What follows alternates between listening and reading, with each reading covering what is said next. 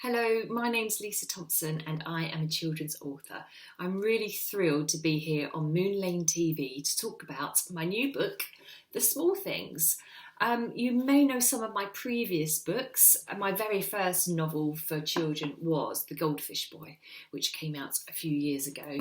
And since then I've written quite a few books, including Owen and the Soldier and The House of Clouds. These are both novellas for a publisher called Barrington Stoke. And this is my third book with Barrington Stoke, another novella, another short book. And it's illustrated by the brilliant Hannah Coulson. And it comes out on the 3rd of June. Now, this book is really special to me because it's sort of based on something that happened to me when I was visiting a school. Now, I, quite a few years ago, was on a book tour, visiting lots of schools around the country, promoting one of my previous books. And when I visit schools, I do assemblies and I stand up in front of usually the whole of Key Stage 2, and I have a PowerPoint presentation and I talk about how I become an author and the book that I've written. So when I was in this school, all the children were filing in and starting to sit on the floor in front of me, and then behind those children there was a row of seats where the teachers were going to sit.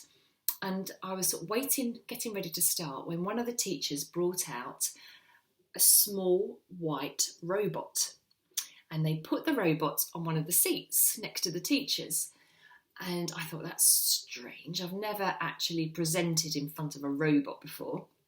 So the teacher came over to me and said, just to let you know that that white robot is actually Lily. Now, Lily is unable to come to school, but she is watching everything that happens. She joins in the class in the whole of the school day through her laptop at home and through the robot. And she has control of the robot, so she can make the robot turn its head, she can make it flash, she can get the attention of the teacher to ask questions, she can talk through the robot. And I thought, this is amazing. I've never seen anything like this. So I did my presentation, and then when I'd finished, some of the pupils brought the robot over to meet me. And they called it Lilybot. They'd given it a nickname for Lilybot. And I got to see the girl at home, Lily, who was watching my presentation through her laptop at home. And I just thought it was incredible.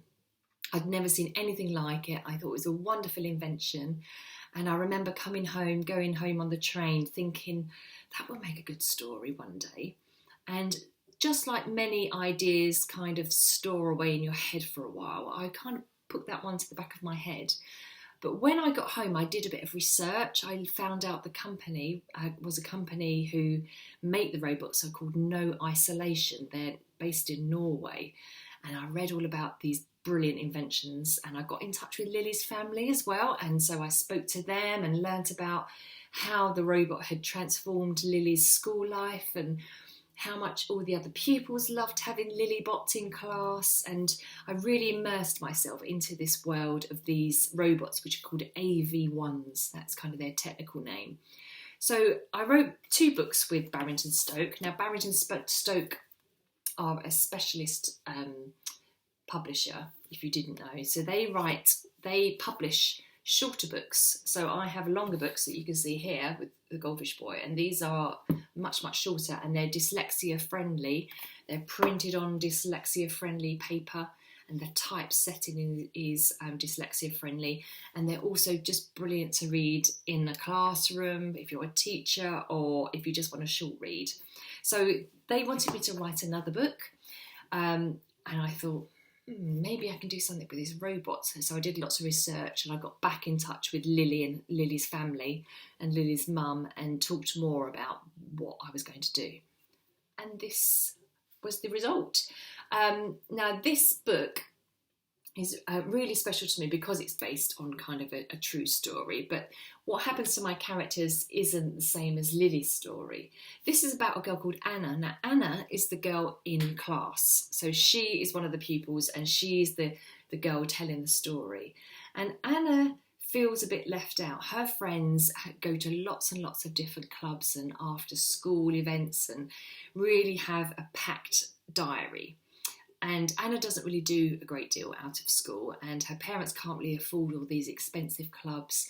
and she feels a bit left out, even though she has a really lovely friendship group and her friends are really kind and really nice. She has decided that for her life's boring and what she does isn't really good enough. And she loves doing art, and she was making a collage, and she's just put it to one side because she doesn't find it, she doesn't think anyone would think it's a good thing to do or interesting.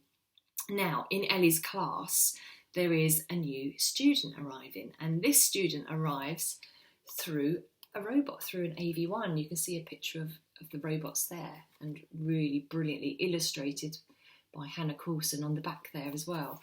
And this robot arrives into school, and this is Ellie. So Ellie is watching the class through the AV1, and Anna is asked to partner up with Ellie through the robot. So Anna initially is a bit nervous about this because she's never really spoken to anyone through a robot before, and she's also a bit worried that Ellie's going to be bored about her because she hasn't really got anything to say, and all of Anna's friends have all these stories to tell about all the clubs that they go to. So Anna's quite anxious about this, and she kind of makes up a bit of a lie that spirals into more and more lies and gets herself into a bit of trouble. But it's a book that I really enjoyed reading, and it is exactly what it says. It's all about the small things in life. It's about appreciating things that you kind of take for granted. I think this is something that we all need to do a bit more of, especially me as well and my family, just appreciating resting, looking at the clouds, looking at the birds feeding, listening to a nice piece of music, reading a book. The small things are sometimes the things we take for granted, but they make up so much of our lives that we should really appreciate them more. And that's kind of the journey that Anna has in this story. So I'm going to read a little bit to you now. I'm going to read chapter 2, which is just when we're kind of meeting Ellie and Ellie bots for the first time. So here we go, and then I'm going to show you some of the fantastic illustrations as well. We headed inside to our classroom. Erin and I shared a desk with Anthony and Seb. I sat down next to her and she smiled at me. Erin's hair was damp and frizzy, and she began to weave it into a braid. It looked lovely. Your street dance club sounds great, Erin, I said. You should come, Anna. You'd love it, said Erin. I smiled and nodded, but that was never going to happen. We'd all been given a flyer about the new club starting in the community centre a couple of months ago. Erin and a few of the boys had signed up right away. Those kinds of clubs were really expensive, so I hadn't bothered to ask my parents. Miss Burnell placed a cardboard box on top of her desk. What's that, miss? Said Erin. Have you been shopping online? Erin always talked to teachers like there was someone from her family or a friend. I'm going to show you in just a minute, Erin, said Miss Burnell. Her eyes twinkled. Then the bell went, signalling that school had begun. She waited for everyone to settle down, and then she stood up. OK, Badgers class, said Miss Burnell. Before I take the register this morning, I have some special news. I'm very excited to say that we have a new student joining our class today. We looked around the room, trying to spot where they were, but there were no new faces. This student is very special because they aren't able to come to school in person, said Miss Burnell. They have an illness, which means they need to stay at home so that they won't come into contact with any germs. Anthony's hand shot up. Miss Burnell ignored him. They attended another school, but just moved to this area, Miss Burnell went on. I'm sure you can imagine how daunting it must be to join a new class. I hope you'll make them feel very welcome. Anthony stretched his arm even higher. Miss Burnell nodded at him. How are they going to join our class if they can't come to school? Anthony said. Miss Burnell smiled. I'll show you, she said. She reached into the cardboard box and took out a large white object. There was a hushed gasp as she turned it around. It's a robot, said Erin. It had a big white cube for a body and a smaller cube for its head. On the small cube were two oval shapes that looked like eyes. This is how our pupil attended her previous school, Miss Burnell explained. The robot is connected to her tablet at home, so she will be able to see and hear what we're doing in class. It'll be as if she were here with us. Isn't that clever? Miss Burnell pressed something on the bottom of the robot, and the top of the white cube head lit up blue, and its eyes glowed white. On the bottom cube were a few holes close together that looked like some kind of speaker. "Whoa," said Seb, "it's waking up." There were 2 strips of lights on the sides of the robot which blinked steadily for a few moments, then went solid. "I think we'll position the robot here next to Billy," said Miss Burnell. Billy stared at the robot and leaned away from it. "Miss, you can put it next to me if you want to," said Nia from the back of the class. "Thank you, Nia, but it needs to be at the front so that the camera has a clear view of the lesson," said Miss Burnell. She went back to her desk. "OK, I'm going to take the register now," she said. We'd heard the register so many times we knew exactly when our names were. We all waited to see what would happen when a new name was called. "B," Miss Burnell began. "Yes, miss." "Katie?" "Yes, miss." "Nia?" "Yes, miss." "Anna?" "Yes, miss," I said. "David?" "Yes, miss." "Ellie?" We all froze. There wasn't an Ellie in our class. Well, not yet anyway. Everyone stared at the robot. The top of its head glowed blue and the white eyes wiggled up and down. And then a tiny voice came from inside the robot. "Yes, miss," it said. There we are. So that's an introduction to a few of the characters in the book.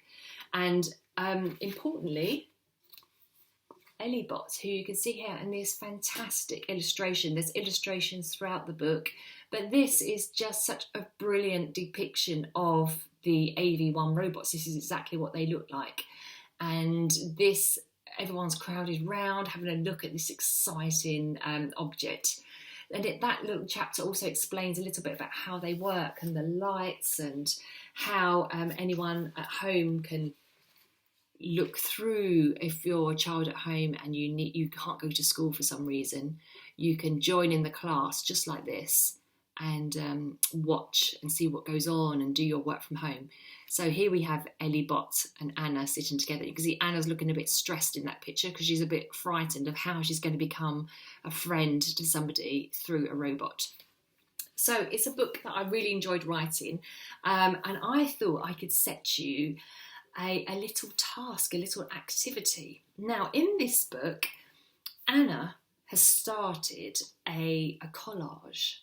She really likes art, and I wondered if you wanted to have a go at recreating the collage that Anna makes. So Anna has started this collage, and halfway through the book she kind of sees it in her bedroom, and she's lost interest in it at this point. But she's outlined a heart shape, and then she's cut out little pieces of paper, different coloured pieces of paper, and she has started to stick them on in the gap of the heart. So I wondered if you wanted to have a go at that, of making your own heart collage. You can use all different coloured paper, you can use black and white or multicoloured and different shapes, and as you stick them on, hopefully the heart will fill more and more and all the colours will overlap, and I can imagine it'll look really, really beautiful. And if you want to share your collages with me, then head to my website, lisathompsonauthor.com, and there's a contact form on there that you can send me your pictures.